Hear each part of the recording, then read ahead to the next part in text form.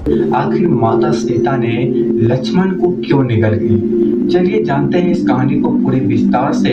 Video को जरूर देखिएगा। आखिर लक्ष्मण ने माता सीता को क्या कहा जिसके कारण माता सीता ने क्रोध में आकर लक्ष्मण को जिंदा ही निगल गई? आखिर क्यों निगल गए? और हनुमान जी वहां पर खड़े देखते रह गए। उसके बाद हनुमान जी ने श्री राम को ये बात बताते हैं तो श्री राम ने क्या कहते हैं। कहानी को पूरा देखिएगा तो आपको इंटरेस्टिंग यह कहानी जरूर लगेगा। तो वीडियो को शुरू करते हैं, कहानी को पूरा जरूर देखिएगा। आपको यह जानकर हैरानी होगा कि रावण का वध करने के बाद भगवान राम लंका से माता सीता के साथ अयोध्या लौट रहे थे। उस दौरान अयोध्याओं को दीपकों से सजाया जा रहा था। दीपावली का दिन था, उत्सव मनाया जा रहा था। उसी वक्त माता सीता को यह याद आया कि वनवास जाने से पूर्व मां सरयू से वादा किया था कि अगर पुनः अपने पति और देवर के साथ सकुशल अयोध्या वापस लौट आएगी तो सरयू माता को विधि पूर्वक रूप से पूजा अर्चना करेगी। यह सोचकर सीता माता लक्ष्मण को साथ लेकर रात्रि में सरयू नदी के तट पर पहुंच गई।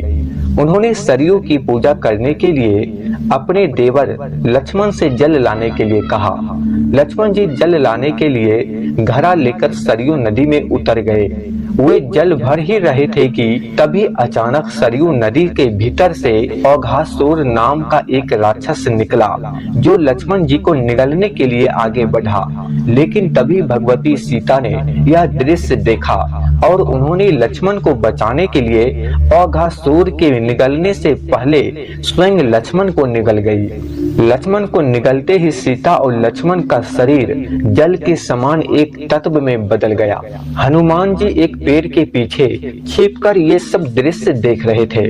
उन्होंने माता सीता और लक्ष्मण का जल रूपी सम्मिश्रण शरीर का एक घड़े में भर लिया और भगवान श्री राम के सम्मुख उपस्थित होकर सारी घटना सुनाई। हनुमान जी की सारी बात सुनने के बाद भगवान राम मुस्कुराए और उन्होंने हनुमान जी को बताया कि इस राक्षस को भगवान शिव का वरदान प्राप्त है, इसलिए इसका वध मैं नहीं कर सकता था।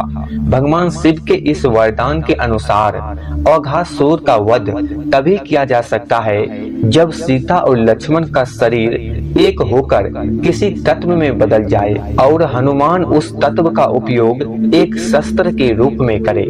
प्रभु श्री राम की यह बातें सुनकर हनुमान ने उस घड़े के जल को गायत्री मंत्र से अभिमंत्रित करके सरयू नदी में बहा दिया। सरयू नदी में उस जल के मिलते ही नदी में आग की पटाखे उठने लगी, जिसमें जलकर औघासुर राक्षस भस्म हो गया। औघासुर के भस्म होते ही सरयू नदी ने माता सीता और लक्ष्मण को उसका शरीर वापस कर दिया और इस तरह से उन्हें फिर से एक नया जीवन मिला।